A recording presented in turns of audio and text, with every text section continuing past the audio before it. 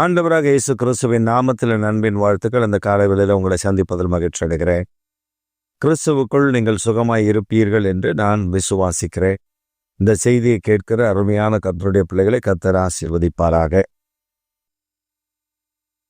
இன்றைக்கு நம்முடைய தியானத்திற்காக நாம் தெரிந்து கொள்கிற வேத வசனம் ஆபக்குக் தீர்க்கதரிசன புஸ்தகம். சிறிய தீர்க்கதரிசிகளிலே ஆபக்குக் புஸ்தகம் 2வது அதிகாரம் 3ஆம் வசனம்.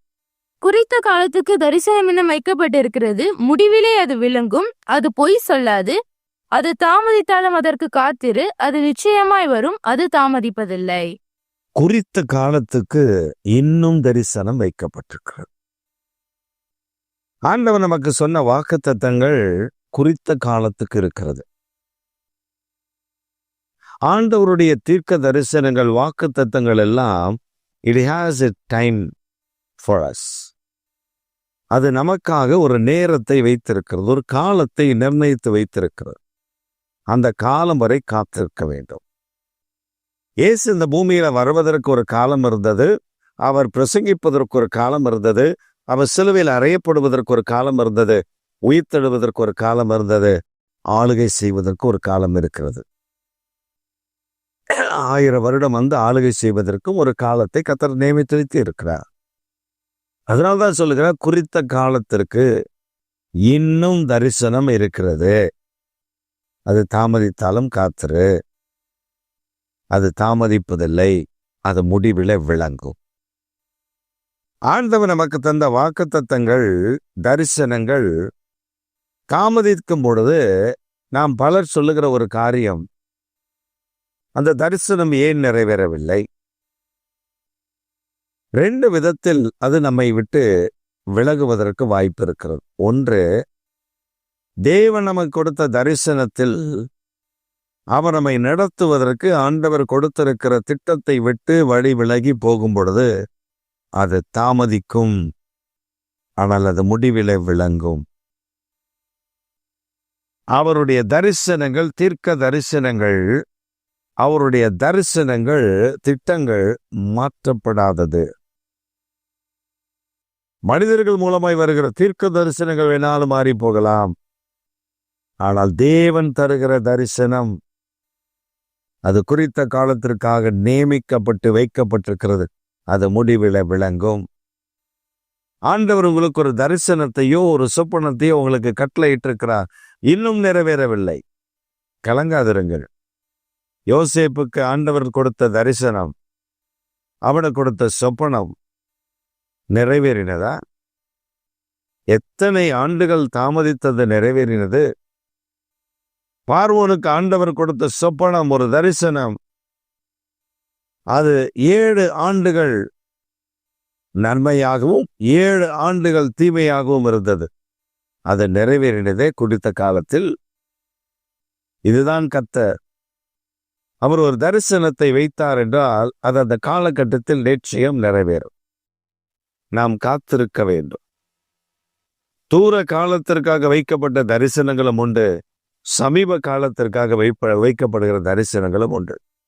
வெளிப்படுத்தின விசேஷத்தில் உள்ள தரிசனங்களை எடுத்து பார்த்தால் அதுல இப்பொழுது நிறைவேறி கொண்டே வருகிறது. கடைசி நாட்களில்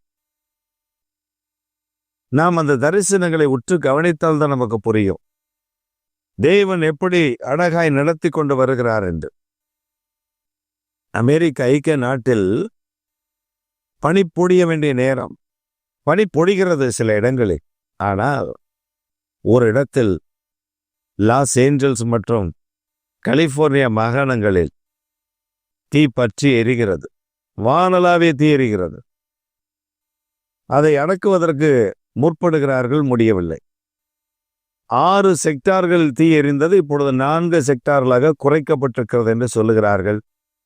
ஆனால் காற்று, சூறாவளி காற்று வீசிக்கொண்டிருக்கிறது. பல 1000 ஏக்கர்கள் இருந்து கொண்டிருக்கிறது. பல கோடீஸ் பிரபுக்கள் என்று, லட்சாதிபதிகள், கோடீஸ்வரர்கள் என்று சொன்னவர்களுடைய வீடுகள் தீக்கிரையாக பார்க்கப்பட்டது. 4 மாதங்களுக்கு முன்பே இன்சூரன்ஸ் கம்பெனி எல்லாம் தங்கள் வீடுகளை இன்சூரன்ஸ் பண்ண வேண்டும் என்று 72,000 வீட்டு உரிமையாளர்கள் கேட்டபொழுது முடியாது என்று நிராகரித்து விட்டது. ஏனென்றால் இந்த நாண்டில் பெரிய அழிவு இருக்கும் என்று அவர்களுக்கு தெரிகிறது. இன்சூரன்ஸ் கம்பெனிக்காரர்களுக்கு தெரிகிறது, மற்றவர்களுக்கு தெரிகிறது. ஏன் ஜனங்களுக்கு தெரியவில்லை? இந்த சம்பவம் நடக்கிறதற்கு, இந்த பெரிய சம்பவம் நடக்கிறதற்கு 4 நாட்களுக்கு முன்பு ஒரு சகோதரி கலிபோர்னியாவில வீதிகளிலே கூவிக்கொண்டிருக்கிறார், ஒரு பெரிய கார்மேகம் சூடப்போகிறது, ஆபத்து வருகிறது, இயேசுதான் வழி என்று. யார் காதில் வாங்கினார்கள்? தரிசனம் இருக்கிறது. உங்களுக்காகவும் எனக்காகவும் ஆண்டவர் வைத்திருக்கிற தரிசனம் இருக்கிறது. பொய் சொல்லாம். அந்த தரிசனம் நிச்சயம் நிறைவேறும். அந்த தரிசனத்தினுடைய திட்டங்கள் நிறைவேறும் காலம் சமீபத்திருக்கிறது. அதனால் சோர்ந்து போகாதிருக்கிறது. ஐயோ, ஆண்டவர் எனக்கு கொடுத்த தரிசனம் இன்னும் நிறைவேறவில்லை என்று கலங்கிக் கொண்டிருக்கிறீர்களா? உங்கள் கலக்கத்தை விட்டு வெளியே வாருங்கள். ஆண்டவர் உங்களுக்காக வைத்திருக்கிற தரிசனம் நிச்சயம் நிறைவேறும். நிச்சயம் நிறைவேறும். ஆபிரகாமுக்கு ஆண்டவர் சொன்னார், 75 வயதில் சொல்லுகிறார், உனக்கு ஒரு பிள்ளையை கொடுப்போம்ப்பா. அவன் பார்த்தா 85 வயசாச்சு. 86 வயசுல ஒரு வேலைக்காரிய மூலமா ஒரு குழந்தையை பெற்றுட்டான். அதற்கு பின்பு ஆண்டவர் தந்த வாக்குத்தத்தம் நிறைவேறிட்டு நினைச்சான். 99வது வயதுல கர்த்தர் மறுபடியும் ஆபிரகாம் கிட்ட பேசுறாரு, ஆபிரகாமே, நீ எனக்கு முன்பா உத்தமமா நடந்துகிட்டு இருக்குப்பா. நான் உனக்கு சொன்ன வாக்கு இன்னும் இருக்கு.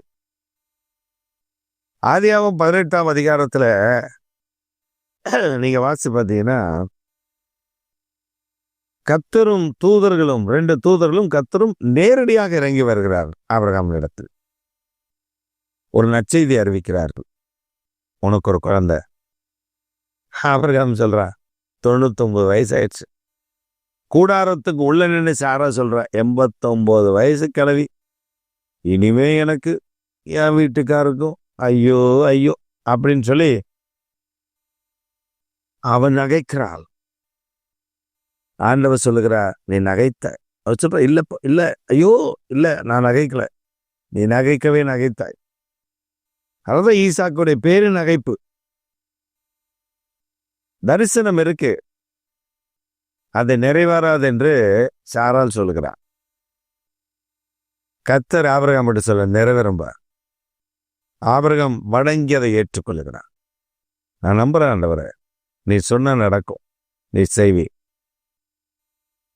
ஆபிரகாமுடைய கர்ப்பம், அந்த அடுக்கள் செத்து போகவில்லை.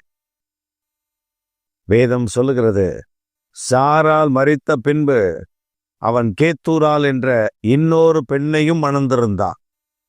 அவளுக்கும் பிள்ளைகள் பெற்றிருந்தான். அவன் அந்திய காலம், மரணக்காலம் வரும்பொழுது எல்லாரையும் ஒதுக்கி வைத்து விட்டு ஈசாக்குக்கு மாத்திரம் சொத்துக்களை கொடுத்து மற்றவர்களுக்கெல்லாம் பரிசுகளை கொடுத்து அனுப்பிவிட்டார்.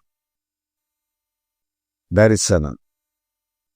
ஒரு குழந்தையை குறித்து, ஒரு வாலிபனை குறித்து, ஒரு வாலிப பிள்ளையை குறித்து கர்த்தர் வைத்திருக்கிற தரிசனம் மாறாது. It shall fulfil. ஏனென்றால் வாக்கு பண்ணினவர் சர்வ வல்லவர், அவர் நிறைவேற்றுவார். உங்கள் வாழ்க்கையில் உங்கள் பிள்ளைகளை குறித்து கர்த்தர் கொடுத்திருக்கிற தரிசனம் நிறைவேறும். உங்கள் பிள்ளைகளை குறித்து, உங்கள் வீட்டை குறித்து, உங்கள் குடும்பத்தை குறித்து, உங்கள் ஊழியத்தை குறித்து, உங்களுடைய வியாபாரத்தை குறித்து, உங்களை குறித்து வைத்திருக்கிற தரிசனம் நிச்சயம் நிறைவேறும். தாமதிக்கிறது என்று கலங்கி கொண்டிருக்காதிருங்கள். தாமதித்தாலும் காத்திருங்கள். அது பொய் சொல்லாது, அது முடிவில் விளங்கும். அது தாமதிப்பதில்லை. கர்த்தர் உங்களுக்காக அதை நிறைவேற்றப் போகிறார். நீங்கள் சொல்லுங்கள், எனக்கு வைத்திருக்கிற தரிசனத்தை என் தகப்பன் எனக்கு நிறைவேற்றி கொடுப்பார் என்று அறிக்கையிடுங்கள். கர்த்தர் பெரிய காரியங்களை செய்து உங்களை ஆசீர்வதிப்பார். ஆமென்.